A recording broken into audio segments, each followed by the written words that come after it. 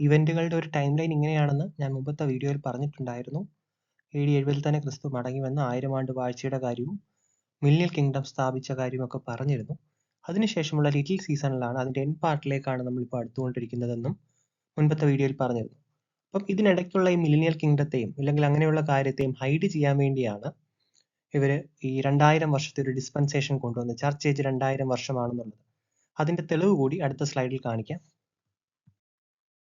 കർത്താവ് ഭരിച്ചിരുന്ന വർഷത്തെ അന്നോ ജെ ആ ഇയർ അങ്ങനെയായിരുന്നു പണ്ട് രേഖപ്പെടുത്തിയിരുന്നത്. അപ്പോൾ ഇവിടെ ടോപ്പ് ലെഫ്റ്റിൽ കാണാൻ പറ്റും അന്നോ ജെ 759.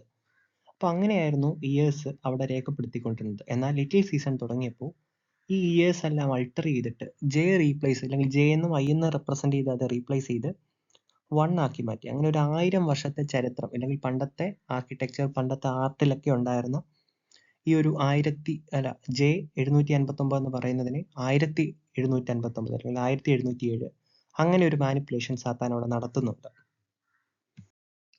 AD 30 കർത്താവ് സ്വർഗ്ഗാരോഹണം ചെയ്തതിന് ശേഷം ഒരു 40 വർഷത്തിന്റെ ഗ്യാപ്പ് നമുക്ക് കാണാൻ പറ്റും.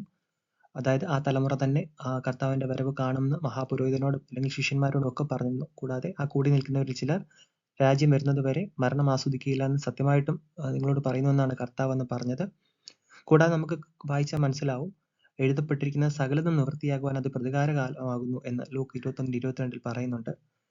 പിന്നെയും നമുക്ക് വായിച്ചാൽ, അതായത് എസെക്കിയേൽ 4:6 വായിച്ചാൽ, ഇത് തികഞ്ഞിട്ട് നീ വലതുവശം ചരിഞ്ഞു കിടന്ന് യഹൂദാഗൃഹത്തിന്റെ അകത്തെ 40 ദിവസം വഹിക്കണം. ഒരു സംവത്സരത്തിന് ഒരു ദിവസം ഞാൻ നിനക്ക് നിയമിച്ചിരിക്കുന്നു.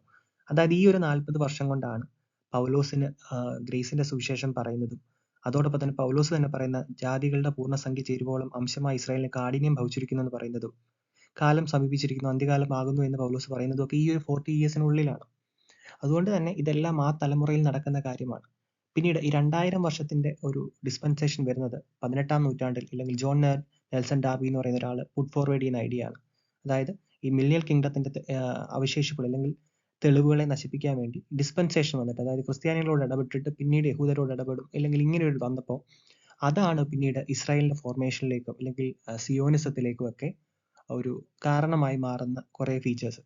എന്നാൽ ദൈവം ഇതേ ഇസ്രായേലിന്റെ ഫോർമേഷൻ, അതായത് ഇസ്രായേൽ പിന്നെ ഉണ്ടായതിന് ലിറ്റിൽ സീസന്റെ ഒരു ടൈം ക്ലോക്ക് ആയിട്ടും കൂടെ സെറ്റ് ചെയ്യുന്നു.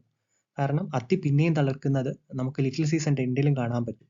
അപ്പം പിന്നെയും, അതായത് ദൈവം തന്നെ ഈ ഇവരുണ്ടാക്കിയ ഇസ്രായേലിനെ പിന്നെയും ഒരു ക്ലോക്കായിട്ട്, ലോകത്തിന്റെ ഭാവി നിയന്ത്രിക്കുന്ന ക്ലോക്കായിട്ട് മാറ്റുന്നതായിട്ടും നമുക്കിവിടെ കാണാം. ദൈവത്തിന് നന്ദി.